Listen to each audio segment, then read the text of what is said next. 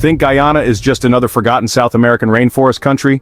Well, wait until you find out there's a nation that went from being one of the world's poorest to potentially richest overnight, thanks to an oil discovery worth $1 trillion. It's a place where the site of history's most notorious mass suicide is now opening as a tourist destination, and where 83% of the country is uninhabitable jungle, but, believe it or not, contains more species per square mile than the Amazon.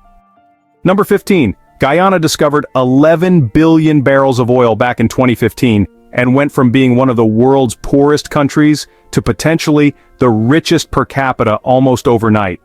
You heard right, this tiny nation of just 790,000 people struck liquid gold when ExxonMobil found what experts call one of the most spectacular oil discoveries in recent decades. The Stabroek Block contains enough oil to make every Guyanese citizen a millionaire on paper. Here's the mind-blowing part. Guyana's entire GDP was only $6.8 billion in 2019, but the oil reserves are valued at over $1 trillion. The country now produces 645,000 barrels per day, making it the fastest-growing oil producer on Earth.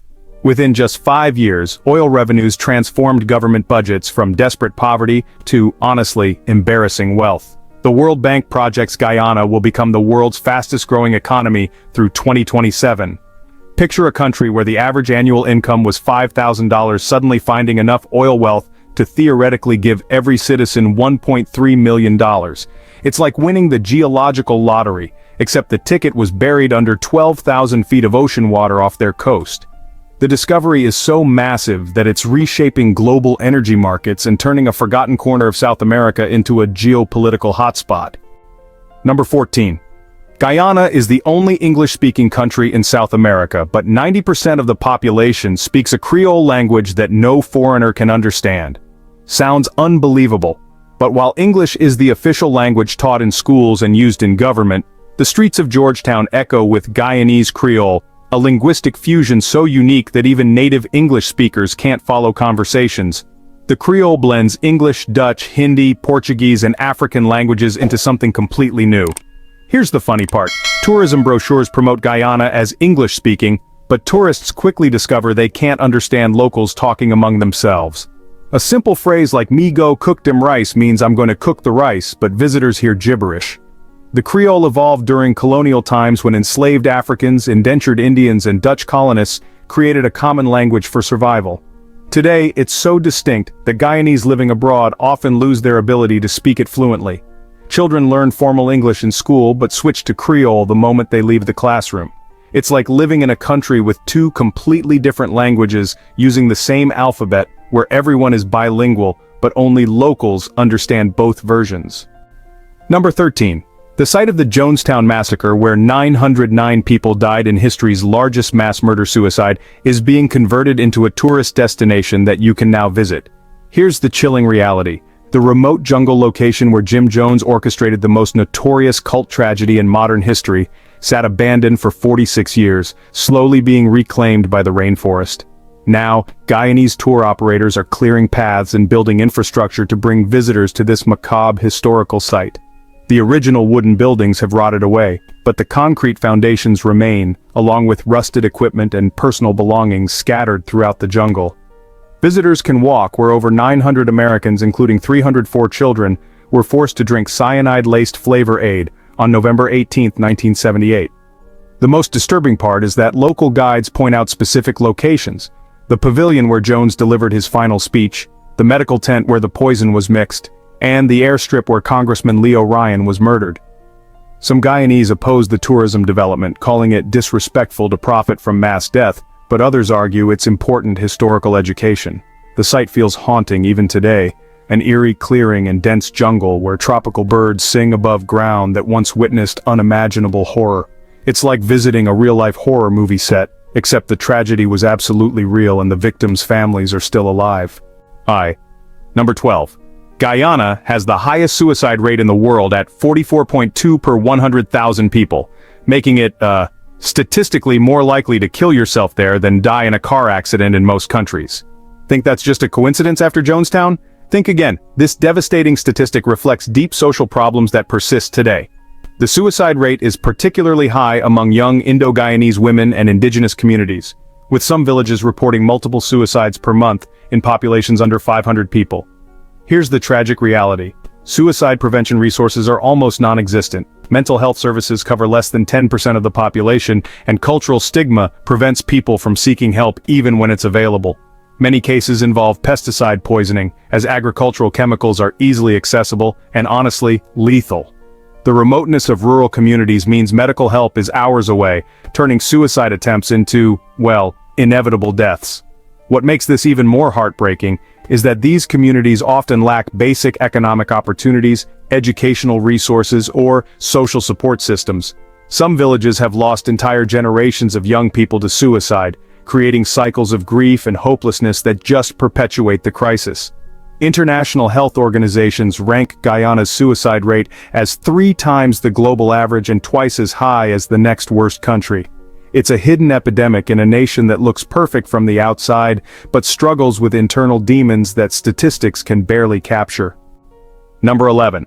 Guyana gives away free land to anyone willing to farm it, but 90% of recipients abandon their plots within 2 years, because the jungle literally eats everything they build. You heard right.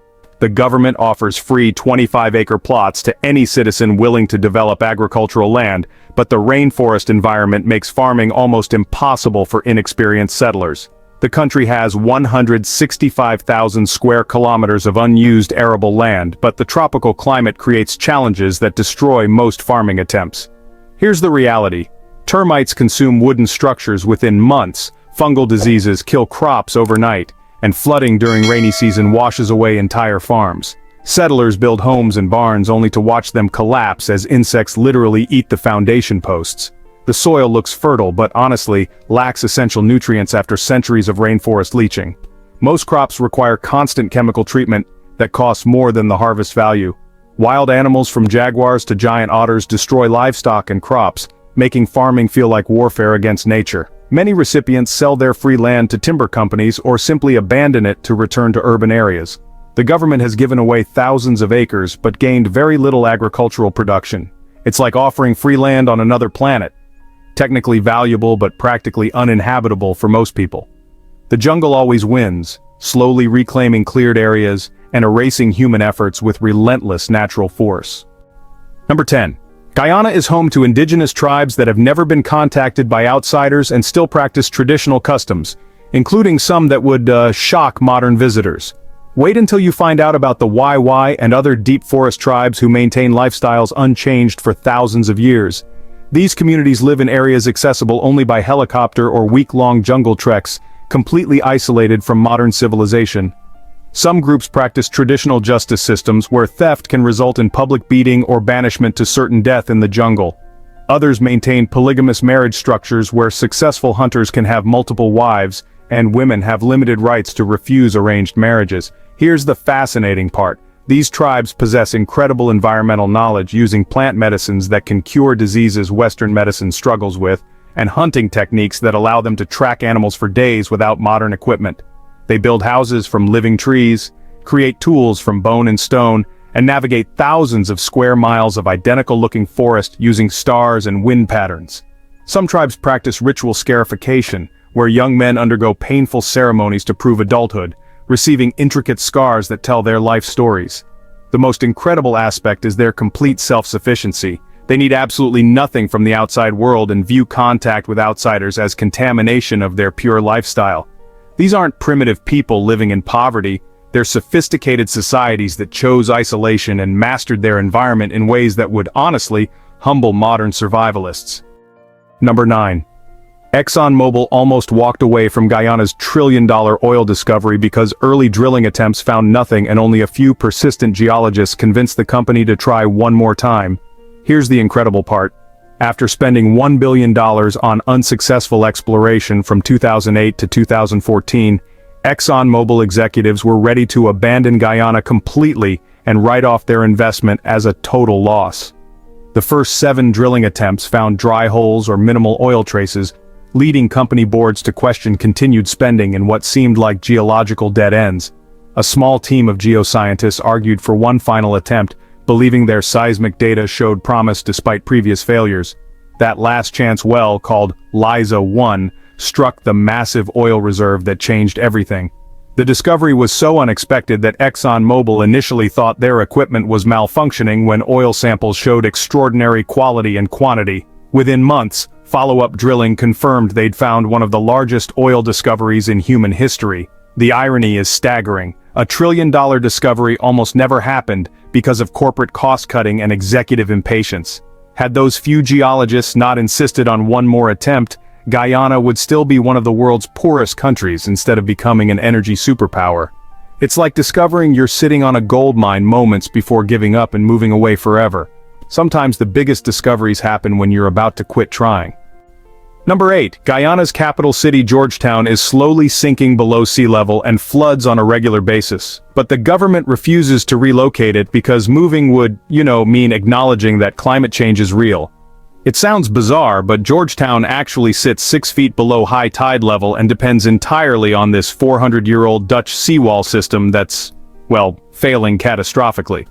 During high tide, seawater seeps through the aging barriers and floods major streets, making downtown areas completely inaccessible by car. Climate change has ramped up storm intensity and sea level rise, overwhelming drainage systems that honestly haven't been upgraded since colonial times. Here's the political reality. Admitting that Georgetown needs to be relocated would require saying out loud that climate change poses existential threats to the country. But the government's entire economic strategy depends on oil extraction, which, of course, contributes to global warming. The cognitive dissonance is just extreme. They're getting rich from fossil fuels while their capital city is literally drowning from fossil fuel emissions. Residents wade through knee-deep water during routine high tides, businesses lose inventory to regular flooding, and infrastructure just deteriorates from constant saltwater exposure.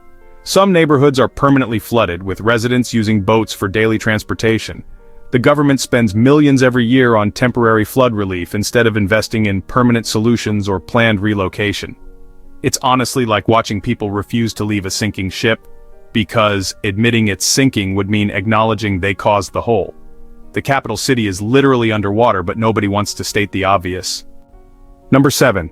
Guyana has more bird species than the entire United States and Canada combined, all packed into an area smaller than Kansas, creating a biological density that, just defies scientific explanation.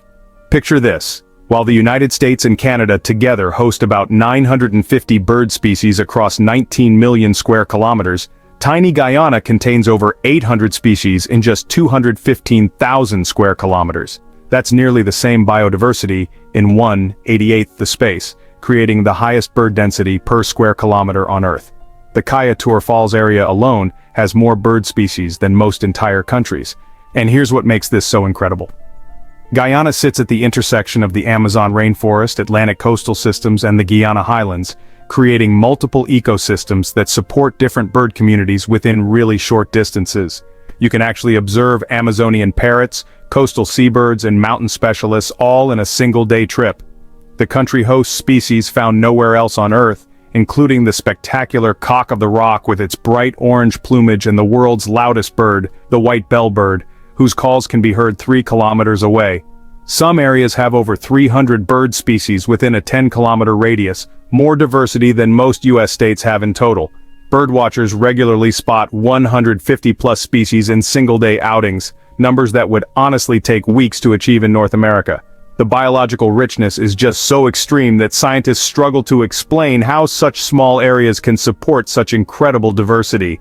It's like nature compressed all of its creativity into one small package and, forgot to distribute it anywhere else. Number 6. Guyana operates on a racial quota system for government jobs and political representation that would be completely illegal in Western countries, but is considered essential for preventing civil war. Here's the controversial reality. Guyana's population is roughly 40% Indo-Guyanese, descendants of Indian indentured workers, 30% Afro-Guyanese, descendants of enslaved Africans, 20% mixed race, and 10% indigenous and other groups. These communities historically vote along strict racial lines and rarely intermarry, creating parallel societies within one country. To prevent ethnic conflict, the government maintains informal quotas ensuring each group receives proportional representation in civil service, military leadership, and state-owned enterprises. Political parties are essentially racial organizations. The People's Progressive Party represents Indo-Guyanese interests. while the People's National Congress represents Afro-Guyanese concerns. Elections become ethnic censuses where racial demographics determine political outcomes, regardless of policy positions. Here's the uncomfortable truth. This system prevents violence but institutionalizes racial segregation in ways that would trigger massive protests in the United States or Europe. Government ministries are staffed based on racial balance rather than qualifications. Military units are integrated to prevent any group from dominating security forces, and even university admissions consider ethnic representation. The irony is that this racial quota system, which sounds discriminatory to outsiders, actually maintains peace in a country where different ethnic groups have historically fought violent conflicts over political control. It's like affirmative action on steroids, designed not for historical justice, but for the immediate survival of democratic institutions. Number 5. Guyana contains the world's largest single-drop waterfall by volume, Kayatour Falls, which is 5 times taller than Niagara Falls but receives fewer visitors per year than Niagara gets in a single day. This isn't just impressive statistics, it's one of the most spectacular natural wonders on Earth that almost nobody knows exists. Kayatour Falls plunges 741 feet in a single drop compared to Niagara's 167 feet, while carrying massive volumes of water from the Potaro River. The waterfall generates mist clouds visible from 30 kilometers away, and even creates its own weather system in the surrounding rainforest. Here's the incredible part. Niagara Falls receives over 30 million visitors annually, while Kayatour Falls sees fewer than 10,000. The remoteness is so extreme that visitors must fly in small aircraft to a jungle airstrip, then hike through unmarked trails just to reach the viewing areas. There are no hotels, restaurants, or tourist facilities, just pristine wilderness surrounding one of the planet's most powerful waterfalls. The falls exist in complete natural state with no development or human interference whatsoever. Giant otters play in pools below the falls, jaguars drink from the river above, and rare golden frogs live in the spray zones found nowhere else on Earth. The roar of falling water echoes through pristine rainforest where ancient trees have never been cut and indigenous peoples still hunt with traditional methods. It's like discovering a natural wonder that exists in the same condition as when the first humans saw it thousands of years ago. The privacy and pristine condition make it more spectacular than famous waterfalls surrounded by tourist infrastructure, but also ensure that very few people will ever experience its raw power and beauty. Number 4. Guyana's interior contains uncharted territories larger than entire European countries where no human has ever set foot, and satellite imagery shows structures that scientists cannot explain. Think every place on Earth has been explored? Think again. Guyana's interior rainforest contains vast areas that have never been surveyed, mapped, or visited by any human being. Satellite images reveal cleared areas, geometric patterns, and structure-like formations deep in the forest that cannot be explained by natural processes or known human activity. Some formations appear to be perfect circles or rectangles visible from space, but inaccessible by land due to impenetrable jungle and dangerous terrain. Here's the mysterious part. These formations don't match patterns created by indigenous peoples, logging operations, or natural phenomena. They appear too geometric to be natural but too remote to be created by modern humans. Some scientists theorize they could be ancient indigenous settlements, unknown geological formations, or even remnants of lost civilizations. The areas are so remote that reaching them would require helicopter drops followed by weeks of jungle survival with no rescue possibilities. GPS coordinates exist for these formations, but no ground expeditions have successfully reached them due to impossible terrain and hostile wildlife. The rainforest is so dense that people have become lost and died just kilometers from known locations. These uncharted territories contain species unknown to science, geological formations that might rewrite Earth's history, and possibly archaeological sites that could change our understanding of pre-Columbian civilizations. It's like having alien landscapes existing on the same planet, but completely inaccessible to human exploration. The mystery formations remain unexplained, adding an element of genuine unknown to a world where everything seems already discovered. Number 3. Guyana is the only country where you can legally own a gold mine for $500, but 95% of small-scale miners die within 5 years from mercury poisoning or violent conflicts over claims. This is where Guyana's gold rush becomes a death sentence disguised as opportunity. Anyone can obtain a small-scale mining license for just $500 and gain legal rights to extract gold from designated areas. Sounds like easy money, right? Here's the deadly reality. Small-scale gold mining uses mercury to separate gold from ore, and miners inhale mercury vapors daily without protective equipment. Mercury poisoning causes neurological damage, kidney failure, and death within years of exposure. Most miners develop tremors, memory loss, and organ failure before age 35. The mining areas are also controlled by armed groups who settle claim disputes through violence rather than legal processes. Miners regularly disappear in the jungle, either murdered by claim jumpers or killed by mercury poisoning in remote camps where medical help is days away.